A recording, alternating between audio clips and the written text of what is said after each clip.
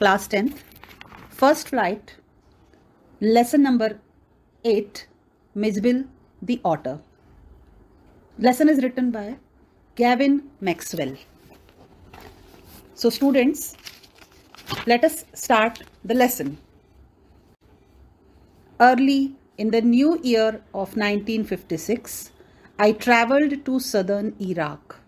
By then, it had crossed my mind that I should like to keep an otter instead of a dog, and that Camasferna, ringed by water a stone's throw from its door, would be an eminently suitable spot for this experiment.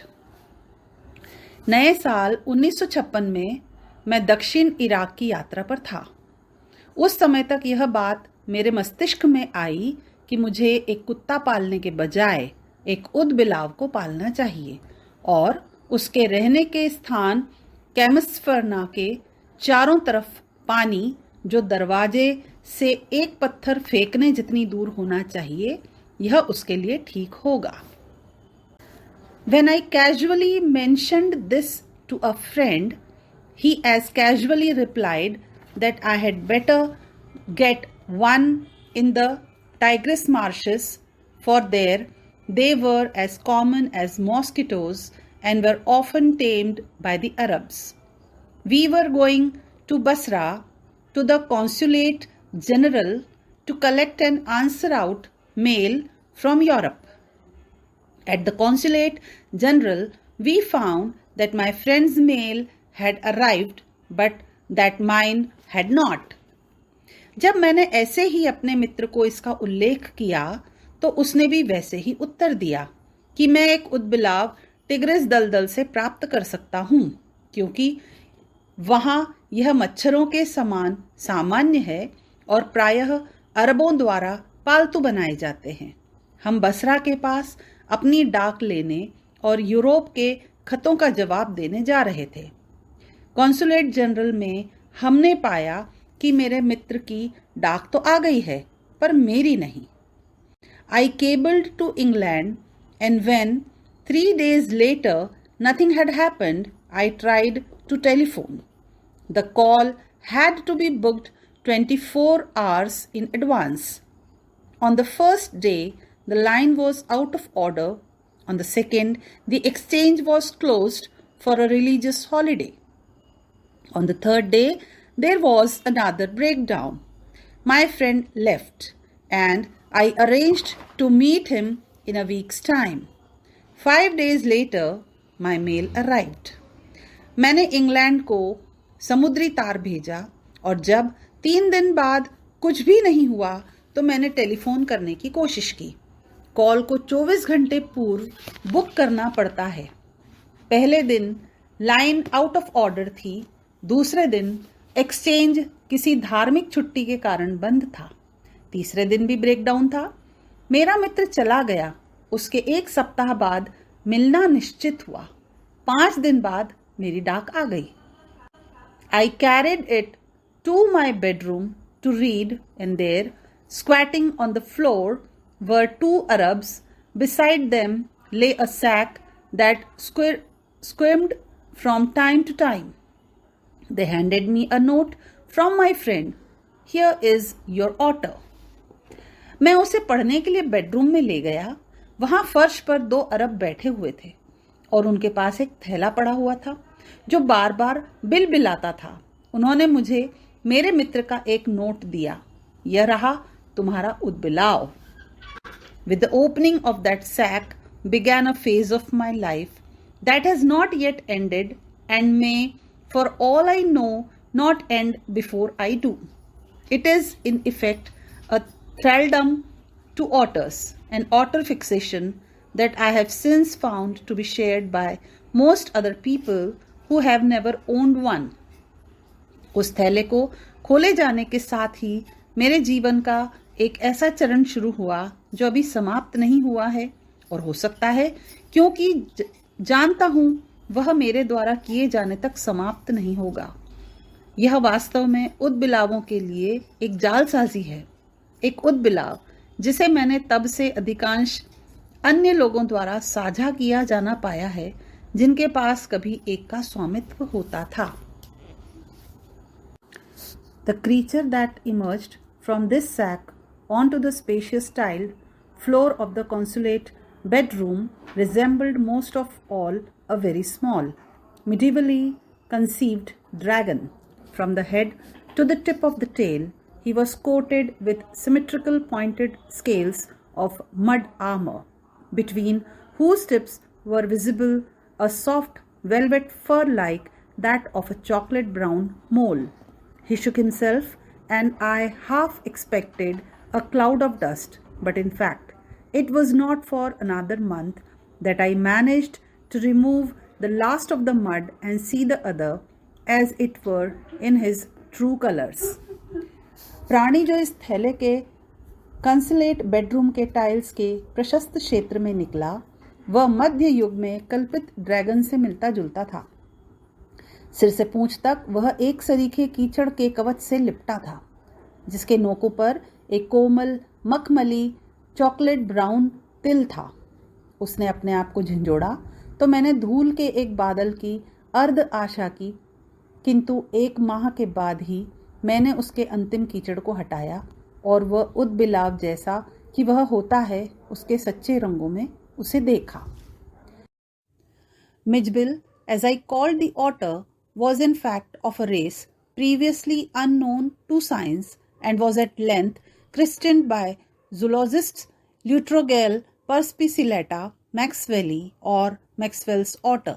For the first 24 hours, Mijbil was neither hostile nor friendly. He was simply aloof and indifferent, choosing to sleep on the floor as far from my bed as possible. Mijbil, उद्बिलाव जिसको इस नाम से पुकारता हूँ, वास्तव में इसकी प्रजाति विज्ञान में अज्ञात थी और काफी समय बाद जीव शास्त्रियों ने इसे नाम दिया ल्यूट्रोगेल परस्पिसिलेटा मैक्सवेली या मैक्सवेल का उद्बिलाव। पहले 24 घंटों तक मिजबिल न तो मैत्रीपूर्ण था न आक्रामक। वह सामान्यतः अलग था, उदासीन रवैये वाला था। वह मेरे बिस्तर से जितना दूर हो फर्श पर सोने की कोशिश करता रहा। The second night, Mijbil came onto my bed in the small hours and remained asleep in the crook of my knees until the servant brought tea in the morning. And during the day, he began to lose his apathy and take a keen, much too keen interest in his surroundings. I made a body belt for him and took him on a lead to the bathroom, where for half an hour he went wild with joy in the water, plunging and rolling in it, shooting up and down the length of the bathtub underwater and making enough slosh and splash for a hippo. दूसरी रात वह मेरे बिस्तर तक आया और मेरे घुटनों के मोड़ की जगह पर थोड़ी समय सोता रहा और मेरे नौकर द्वारा सुबह चाय लाने तक सोता रहा और दिन में अपनी उदासीनता छोड़कर अपने चारों ओर के वातावरण में तीव्र दिलचस्पी ली। मैंने उसके लिए एक बॉडी बेल्ट लिया और उसे बाथरूम तक ले गया, जहां वह आधे घंटे तक पानी में खूब खुश हुआ। उसमें कूदता फांता बाथ टब में ऊपर नीचे होता रहा, उसमें हिप्पोपोटामस की तरह छपाक छपाक करता रहा। This I was to learn is a characteristics of otters. Every drop of water must be, so to speak, extended and spread about the place. Bowl must at once be overturned, or if it will not be overturned, be sat in and splashed in until it overflows. Water must be kept on the move and made to do things. When static, it is wasted and provoking. 2 days later, Mijbil escaped from my bedroom as I entered it, and I turned to see his tail disappearing round the bend of the corridor that led to the bathroom. By the time I got there, he was up on the end of the bathtub and fumbling at the chromium taps with his paws. यह मैंने सीखा कि यह उद्बिलाव की विशेषता है। पानी की हर बूंद कहें कि फेंकी जाए, फैलाई जाए। एक बाउल को तत्काल लुढ़काया जाए और यदि लुढ़काया नहीं जाए तो उसमें बैठा जाए जब तक कि वह ओवरफ्लो न हो जाए। पानी को जब बहाया जाए या उससे काम किया जाए, जब वह स्थिर हो तो व्यर्थ है और उकसाता है। 2 दिन बाद मिजबिल मेरे बेडरूम से जब मैं अंदर आ रहा था भाग निकला और जब मैंने उसकी पूंछ को कॉरिडोर के बेंड के कोने पर गायब होते देखा जो कि बाथरूम तक जाता था। जब तक मैं वहां पहुंचा वह वहां बाथ टब के ऊपर पहुंच चुका था और अपने पंजों से क्रोमियम के नलों को टटोल रहा था। Watched amazed. In less than a minute, he had turned the tap far enough to produce a trickle of water, and after a moment or two, achieved the full flow. He had been lucky to turn the tap the right way. On later occasions, he would sometimes screw it up still tighter, chittering with irritation and disappointment at the tap's failure to cooperate. Very soon, Miss would follow me without a lead and come to me when I called his name. He spent most of his time in play. मैं आश्चर्यचकित देखता रहा। 1 minute से भी कम समय में उसने नल को इतना घुमा दिया कि उसमें से पानी टपकने लगा और 1 या 2 क्षण में पानी पूरी तरह निकलने लगा। वह नल को सही दिशा में घुमाने लगा था। उसके बाद के समय पर वह उसे ज्यादा टाइट कर गया और नल की सहायता न करने पर चिढ़ रहा था और निराशा व्यक्त कर रहा था। शीघ्र ही मिज मेरे साथ आने लगा। जब मैं उसका नाम पुकारता उसे अब लीड करने की जरूरत नहीं रही। वह अपना ज्यादा समय खेल में बिताने लगा था। He spent hours shuffling a rubber ball round the room like a 4-footed saucer player, using all 4 feet to dribble the ball, and he could also throw it with a powerful flick of the neck to a surprising height and distance. But the real play of an otter is when he lies on his back and juggles with small subjects between his paws. Marbles were Mid's favorite toys for this pastime. He would lie on his back, rolling 2 or more of them up and down his wide, flat belly without ever dropping one to the floor. वह घंटों एक rubber की गेंद को कमरे में चारों ओर इधर उधर फेंकने में बिताने लगा, जैसे कि वह 4 पैरों वाला फुटबॉल का खिलाड़ी हो और वह उसे गर्दन के झटके से आश्चर्यजनक ऊंचाई व दूरी पर फेंक सकता था। किंतु किसी उदबिलाव का वास्तविक खेल है कि वह अपनी पीठ पर लेटा हुआ छोटी वस्तुओं को अपने पंजे के बीच लेकर बाजीगरी दिखाए।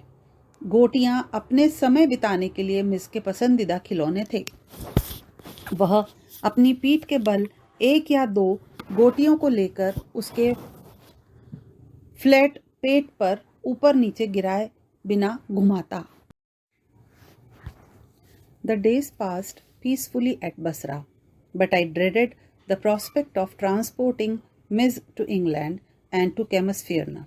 The British airline to London would not fly animals, so I booked a flight to Paris on another airline and from there to London. The airline insisted that Miss should be packed into a box not more than 18 inches square to be carried on the floor at my feet. I had a box made, and an hour before we started, I put Miss into the box so that he would become accustomed to it and left for a hurried meal. Basra में दिन शांतिपूर्वक बीते, किंतु मुझे miss को England ले जाने में डर लग रहा था और फिर केमसफर्ना में। ब्रिटिश एयरलाइन लंदन को जानवर को नहीं ले जाने देती, इसलिए मैंने पेरिस के लिए दूसरी एयरलाइन से एक उड़ान बुक की और वहां से लंदन को। एयरलाइन ने आग्रह किया कि मिस को एक बॉक्स में जो 18 वर्ग इंच से ज़्यादा ना हो और उसे मेरे पाँव के नीचे रखा जा सके। मैंने एक बॉक्स बनाया और रवाना होने के 1 घंटे पहले ही मिस को उसमें रखवा दिया ताकि वह उससे अभ्यस्त हो जाए और फिर मैं भोजन के लिए चला गया। When I returned, there was an appalling spectacle. There was complete silence from the box. but from its air holes and chinks around the lid, blood had trickled and dried. I whipped off the lock and tore open the lid, and Miss, exhausted and blood spattered, whimpered and caught at my leg. जब मैं वापस लौटा तो एक भयावह दृश्य था। बक्से में सन्नाटा था, किंतु उसके हवा के सुराखों और लीड के चारों ओर की संधियों से खून निकला हुआ था और सूख गया था। मैंने ताले पर जोर लगाया और ढक्कन को फाड़ कर खोला। मिस थका हुआ था और उस पर खून के छींटे थे। वह रिरियाया और मेरी टांगों को पकड़ लिया। He had torn the lining of the box to shreds. When I removed the last of it so that there were no cutting edges left, it was just 10 minutes until the time of the flight, and the airport was 5 miles distant. I put the miserable Miss back into the box, holding down the lid with my hand. उसने box की lining को टुकड़े टुकड़े कर दिया था। जब मैंने उसकी आखिरी लाइनिंग को हटाया तो कोई भी कटे हुए किनारे बाकी नहीं रहे। उड़ान में अब केवल 10 मिनट का समय था और एयरपोर्ट वहां से 5 मील दूर था। मैंने अभागे मिस को पुनः बॉक्स में रखा। मैंने उसके ढक्कन को हाथों से पकड़ रखा था। I sat in the back of the car with the box beside me as the driver tore through the streets of Basra like a ricocheting bullet. The aircraft was waiting to take off. I was rushed through to it by infuriated officials. Luckily, the seat booked for me was at the extreme front. मैं car के पीछे की seat में था और मैंने पास में box रख लिया, जबकि ड्राइवर बसरा की सड़कों पर कार को एक बुलेट की वापस लौटती गोली की तरह चला रहा था। वायुयान रवाना होने का इंतजार कर रहा था। मैं उस वक्त नाराज अधिकारियों के पास से गुजरा। सौभाग्य से मेरी जो सीट बुक्ड थी वह एकदम सामने की थी। I covered the floor around my feet with newspapers, rang for the air hostess and gave her a parcel of fish for Miss to keep in a cool place. I took her into my confidence about the events of the last half hour. I have retained the most profound admiration for that air hostess. She was the very queen of her kind. She suggested that I might prefer to have my pet on my knee, and I could have kissed her hand in the depth of my gratitude. But not knowing otters, I was quite unprepared for what followed. मैंने अपने फर्श को समाचार पत्रों से ढक दिया। Air hostess को बुलाने के लिए घंटी बजाई और उसे मिस के लिए मछलियों से भरा पार्सल ठंडी जगह पर रखने को दे दिया। मैंने उसे पिछले आधे घंटे में घटी घटनाओं के लिए विश्वास में लिया। मैंने उस एयर होस्टेस के प्रति गहरी प्रशंसा दिल में रखी। वह अपने प्रकार की एक रानी थी। उसने सुझाया कि मैं बक्से को अपने घुटनों पर रखूं और मैंने अपना आभार व्यक्त करने के लिए उसका हाथ चूमा, किंतु उद्बिलाव को नहीं जानने के लिए जो घटा उसके लिए मैं तैयार नहीं था। Miss was out of the box in a flash. He disappeared at high speed down the aircraft. There were squawks and shrieks, and a woman stood up on her seat screaming out, "A rat, a rat!"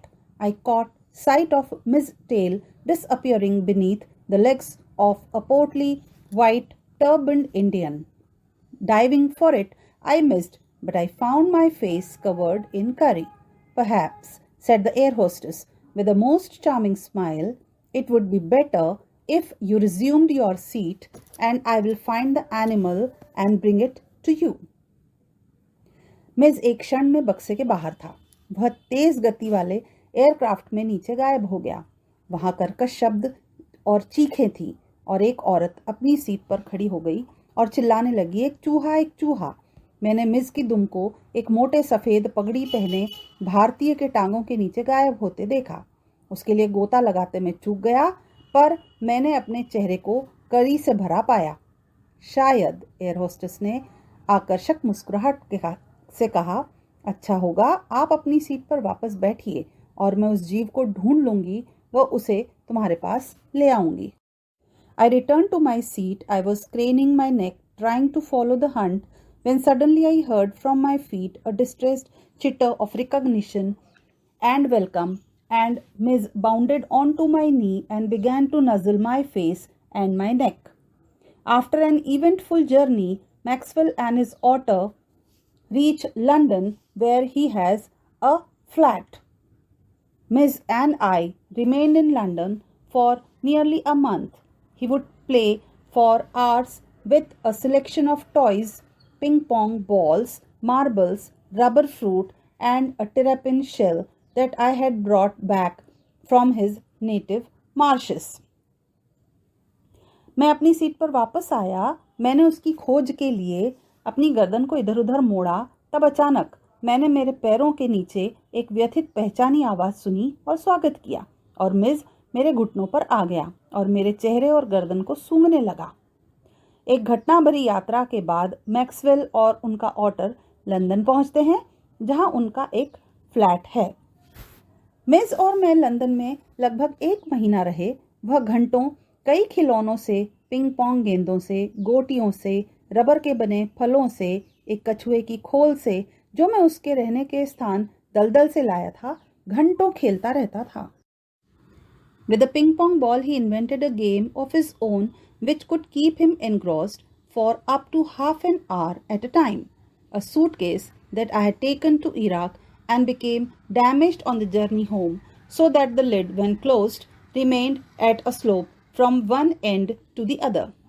Miss discovered that if he placed the ball on the high end, it would run down the length of the suitcase. Ping pong की गेंद से उसने अपना एक खेल स्वयं इजाद किया था, जो कि उसे करीब आधे घंटे तक व्यस्त रखता था. मेरा एक सूटकेस जिसे मैं इराक ले गया था, वापसी यात्रा में क्षतिग्रस्त हो गया था, यानी खराब हो गया था. उसका ढक्कन जब बंद होता था, वह एक तरफ से दूसरी तरफ ढलान वाला बन गया था. मिस ने खोजा कि यदि वह एक गेंद को ऊंचाई की तरफ रखता है तो वह सूटकेस की लंबाई तक लुढ़कती थी. He would dash around to the other end to ambush its arrival, hide from it, crouching to spring up and take it by surprise, grab it and trot off with it to the high end once more. Outside the house, I exercised him on a lead precisely as if he had been a dog.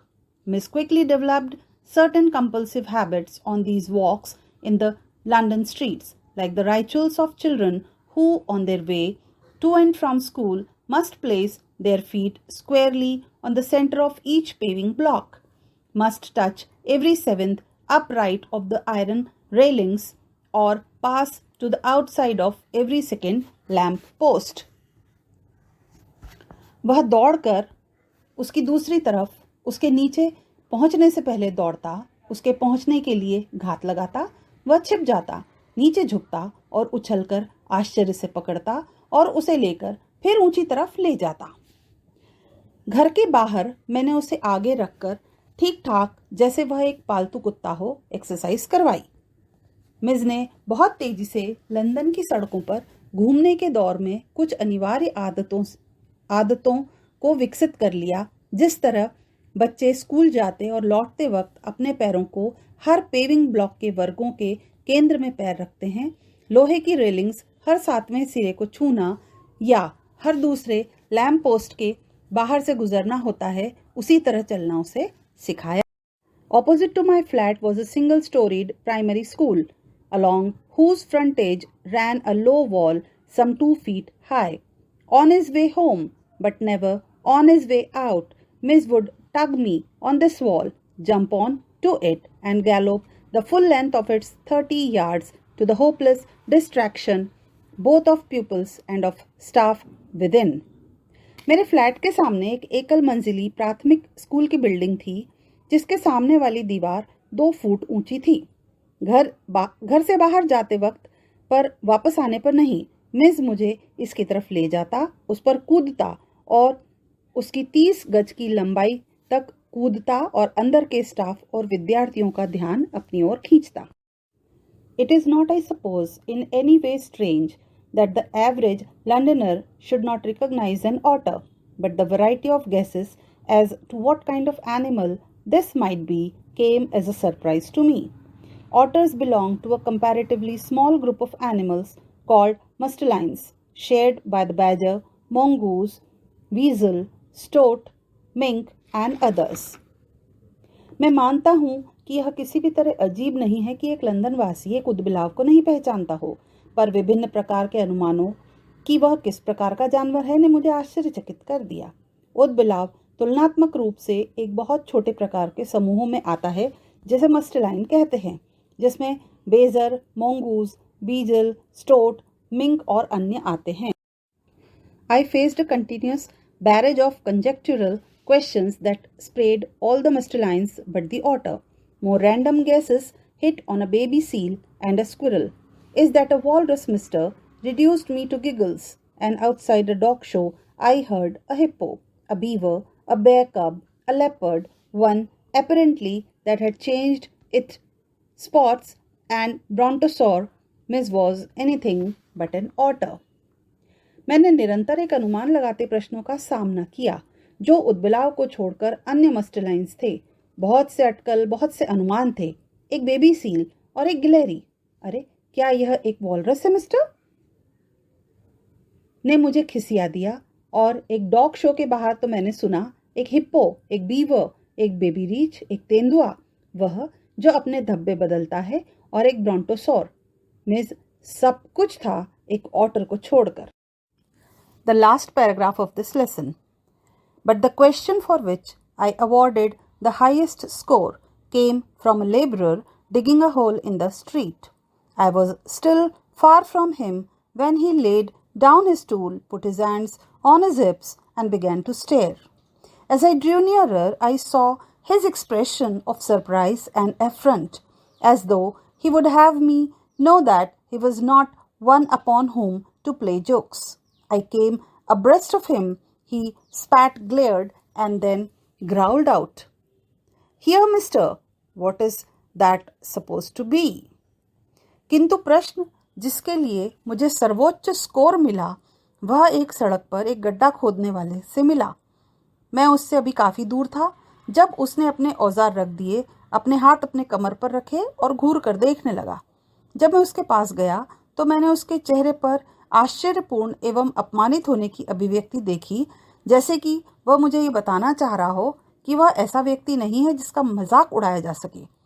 मैं उसके बिल्कुल पास गया। उसने थूका और गौर से देखा, फिर गरज कर बोला, "देखो मिस्टर, इसे क्या माना जाना चाहिए?"